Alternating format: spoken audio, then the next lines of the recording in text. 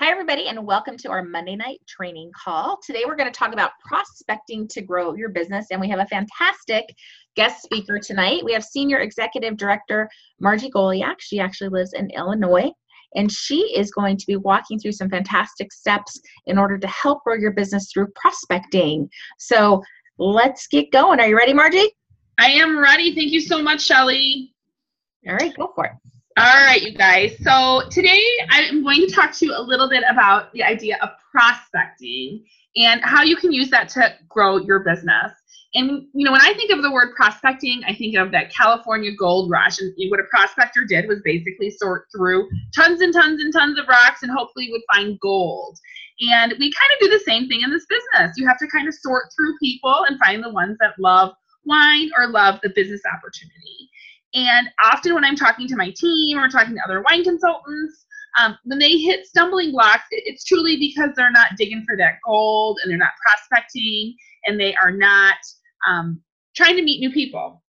The book that you're seeing right now is a book I absolutely loved. And my very first convention, I was telling Shelly at our very first convention, the speaker said, hey, when I mention a speaker or I mention a book or an author, that's a secret. Write that book down and make sure you read it sometime. And this is one of my all-time favorites. I listened to this book on Audible. It's called The Secret of Closing the Sale by Zig Ziglar. Great book. And one of the things that really struck me in this book was how he talks about how great salespeople are not necessarily the best closers in the world, but they are really good at prospecting and asking a lot of people, which I thought it really rung with me at the time. I heard it in my business. So many times I hear from other wine consultants or people on my team, I'm not recruiting because I'm not really good at closing the deal. Well, it's not always necessarily about closing the deal. Sometimes it's just about talking to the right person.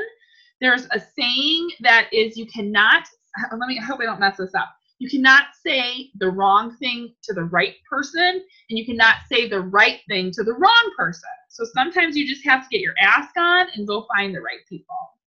So I'm going to give you 5 tips on how to prospect and where to prospect. So 5 tips for successful prospecting. My number 1 tip is, well, of course, we didn't even really put this on there because it should be from your tastings. Okay, so this is truly more about prospecting outside of your tastings. I should qualify that before we go into the training. But if you are kind of at a dead end with your tastings or your calendar is getting a little light, these are some great tips for you. So the number 1 place to prospect is look at the people you are doing business with. So this would be your accountant, your lawyers, your house cleaner, painters, contractors, landscapers, anybody who invoices you. I have a lake house. I've sold wine to the guy who puts in my dock. I've sold wine to the guy who cuts my grass there. I've sold wine to my handyman there. Anybody who you are doing business with, they should know that you're in the wine business, that you offer in-home wine tastings, you're looking for great people, and you have wine gifts. The particular beautiful thing about the people that you do business with is they are often self-employed as well, and they're entrepreneurs. So they really get what it's like to get out there and hustle for business, and they'll be very receptive to the conversation. So make a long list of the people you do business with. I think you would be surprised how many of them are going to be interested in WineShop at Home. My number 2 tip is learn how to strike up wine conversation or wine talk. Years ago, I heard Jen LaCour say this on a training call, and I absolutely loved it, which was have some wine pickup lines when you're out and about. My favorite wine pickup line to this day is something like this. You're at the grocery store, you see somebody with wine in their basket, or you're in a checkout line or something. Have a little pickup line. I look at them and I'll be like, gosh, you look so familiar to me. Did I meet you at one of my wine tastings? And, if they're not into wine, they're going to say no and shut down and you move along. But if they are into wine, you'll be able to read the signs. Their eyes are going to perk up. They are going to start to ask you questions. They're going to say something like, wine, tell me more. When you're at restaurants, strike up a conversation with the server. Geez, you were amazing tonight. You got such great service. Have you ever thought about extra income? I have this wine business. Maybe you would be interested in that. Receptionist at the doctor's office. Just yesterday, I was at a doctor's appointment, and the girl who checked me in, I said something like, oh, I'm self-employed and I run a wine business. I've got to step up and make a phone call. Do I have a few minutes before the doctor sees me? And she said, yeah, he's running late. He's 15 minutes. But did you say wine? And sure enough, I gave her my card. She's very interested in wine. And we exchanged information. So always be ready to talk about wine everywhere you go. And be ready to sell Wine Shop at Home as this is your job. It's very easy for us when we first meet people to ask them, what do you do for a living? If you have another job besides Wine Shop at Home, lead with Wine Shop at Home. So if you're a nurse, for instance, tell people you're a wine consultant when they ask you what you do for a living. Don't necessarily talk about your day job. It's another great way to get your name out there and for people to hear more and more and more about Wine Shop at Home. And then here's my last tip when you strike up wine conversations. I heard this once too on a training call. When you hand people your business card, you're basically saying to them, please throw this away after I give it to you. Make sure you get their information. You don't have to be weird about this. Just very casually be like, hey, let me give you my business card. But you know what? Do you mind? May I take your email and send you some more information? I'll just follow up with a quick email. 99% of the time, they will give you their email. Have a little notebook handy, put it in your phone.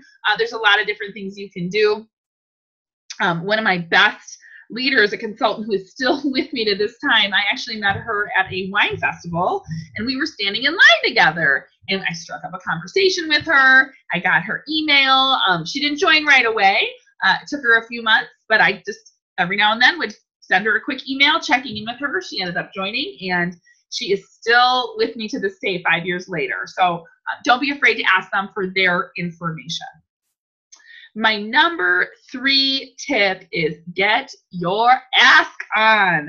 I just love that statement so much. It always makes me laugh. It's easy to remember. Get your ask on. And Rory Baden, some of you may remember, he was our speaker at last year's national convention, and he wrote 2 books. I've read them both. I'm currently reading How to Procrastinate on Purpose. His first book was Take the Stairs. And I love his training. I love his podcast. I just love the way he presents information. And he always talks about how when you take yourself out of the equation in the sales experience, it's impossible to be nervous when you get that ask on. If you're truly coming from a place of you might be providing this person with a solution, you're not going to be nervous at all. So always be asking for the business. And I really want to introduce you guys to this concept of slide down the mountain. So when you're getting your ask on and talking to people about Wine Shop at Home, you're going to start always with the business opportunity and ask them if they're interested in extra income. If they're not interested in that, then the next thing you're going to talk to them about is hosting. Well, if you're not interested in the business, maybe you'd like to be a hostess. Maybe you know some people who love wine. If they're not interested in that, the third thing you're going to ask them about is, okay, totally no big deal.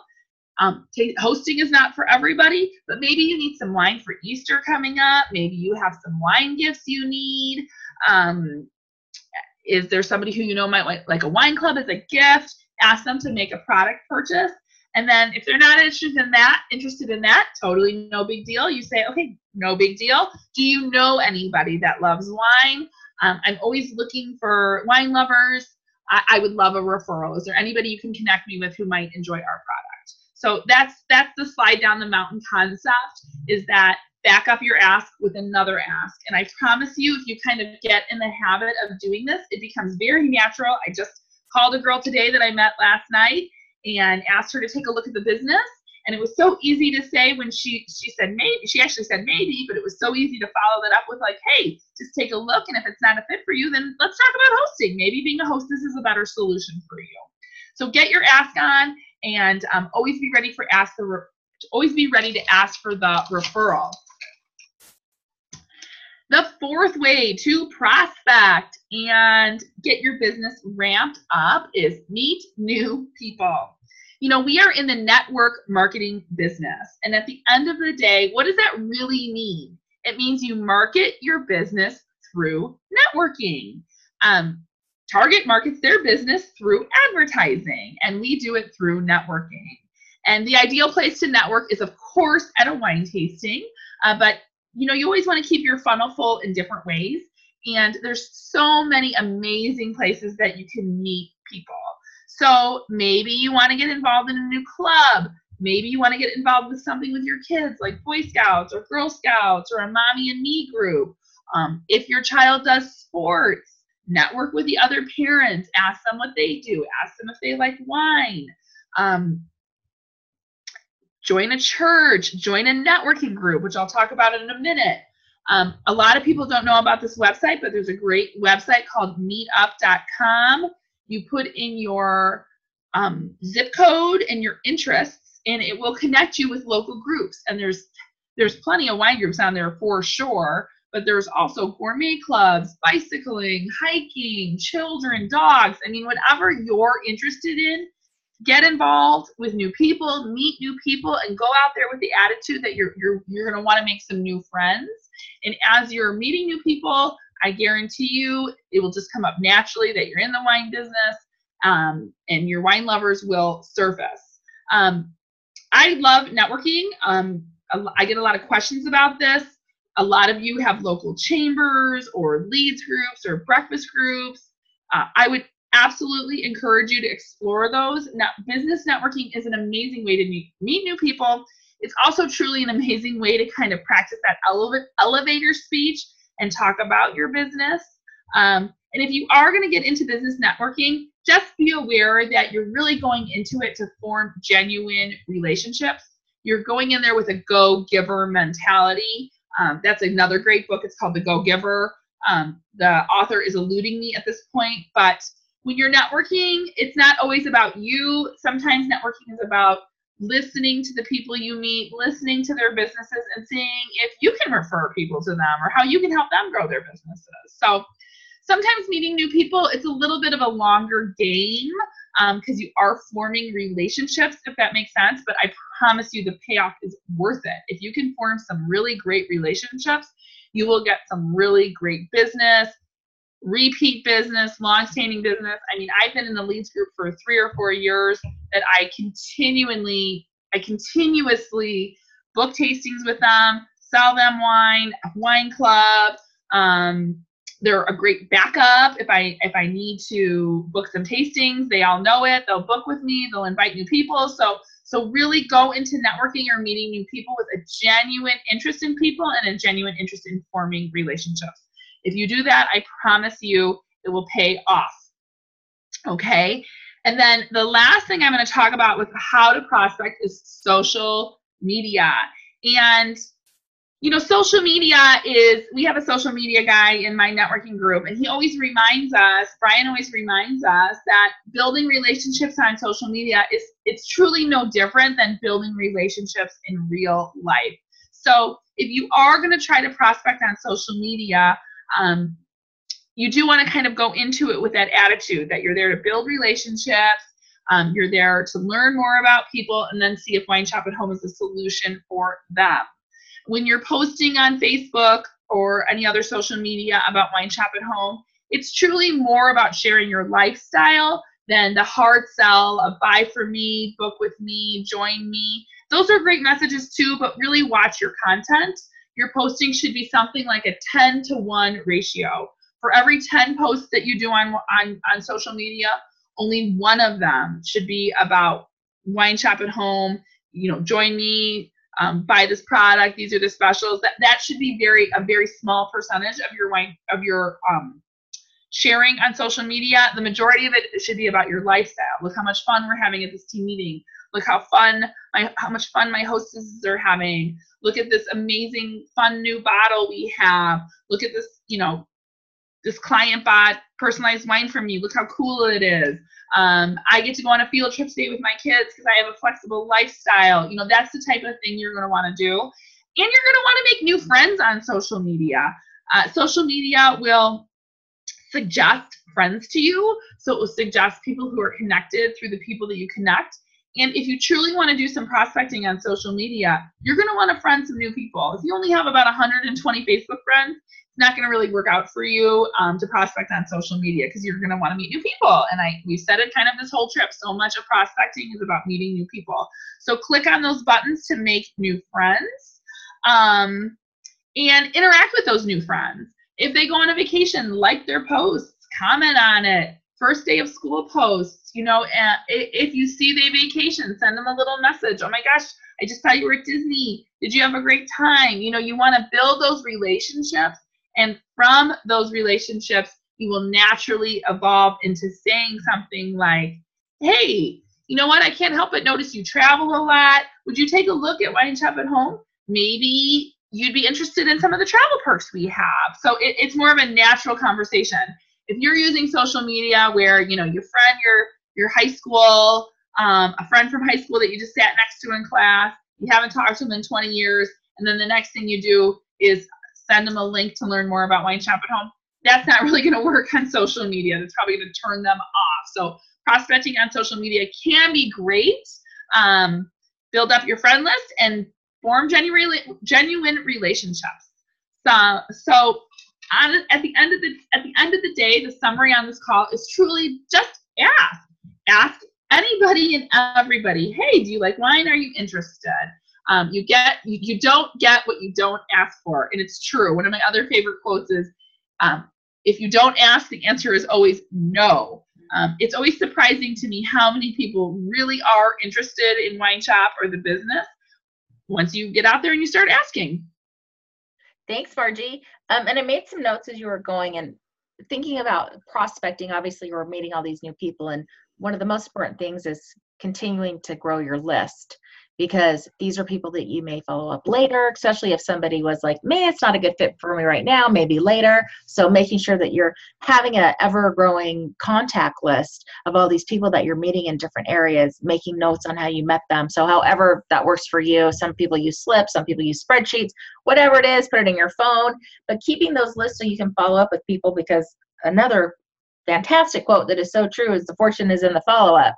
So is making sure not only you're connecting with them, it's nice you might have met them in the wine aisle, but if you don't follow up with them, then nothing's going to come of it. So it's important to get that connection right there. Obviously, they're interested in other things, but following up with them, which can be crucial to your business. And really, our business is all about prospecting for tastings, prospecting for wine club members, sales, for, you know, the opportunity. So when you think of it that way, and sometimes you have to remind people, we really are in sales and we're selling more than wine. And one of the best things I think we can offer people is the business opportunity too. So as you're thinking that, and then I'll also write down, I'll put in the comments when we post this video, Rory Baden, so they know to look for that. The Zig Ziglar book. You mentioned the Go Giver, so I'll write that down too, and then meetup.com. So you guys have other resources you can go and you can look at. And I love quotes and books too, and some of the best things you can learn is going out there and even developing yourself to learn more about your business. So that was fantastic. Thank you, Miss Margie. Absolutely. And thank you for adding that part about, come up with some sort of follow-up system. And it doesn't have to be perfect, you guys. I mean, I'm not the most organized wine consultant in the nation. I'll be the first to tell you. And, you know, pen and paper still work for me. And I have notebooks with lists of who I met and how I met them. And that's how I stay connected to people. And I like that you mentioned that you're not the most organized person. I've never been really organized with kind of the people I've met at events and things. It's really funny. And you don't need to be. You just need to pick up the piece of paper and call them. So don't think, oh, I have to organize myself, you know, in order to call these people, you know, they have to be in ABC order or whatever. Just pick them up and start calling them. Just pick them up and start calling them. Right. We're actually learning that from Rory Baden, of all things. Oh, really? Back to Rory. Rory Baden talks about, I was on a training call with him once, and he said, if you are waiting for a system to be successful, you'll be waiting forever. Systems are not what make you successful. You are what makes you successful. And that really hit home with me, because it's easy to use as an excuse. Well, I'm not just organized. If I just had my folders in order, then I would be successful. Nobody ever organized their way to the top, Shelley. That's true. That's true. It's true. I remember I worked with a girl one time, and she was top person in the company, and she'd go, she's the biggest. She was a mess. And she goes, I don't know. I just find a stack of leads I met, and I would just pick them up and start calling them. She's like, I don't have time to do that. I have to get to business, money generating activities. She had to make money. She couldn't be, organized in her desk all day. So I always think about that, and it's really funny. So. Oh, maybe we should camera my desk right now and everybody can see what we're talking about. I'm kind of with you too. Oh my gosh. You only see like my wall behind me. Too funny. All right, everybody. So have a fantastic week. If you have any questions or anything for Margie, just put them in the comments, and she'll follow up with you, or I will. So have a great week, everybody. Thanks again, Margie, for sharing, and we'll talk to y'all soon. Thank you so much, Shelly, for inviting me to do this. You're so welcome. All right, awesome. Bye. Bye.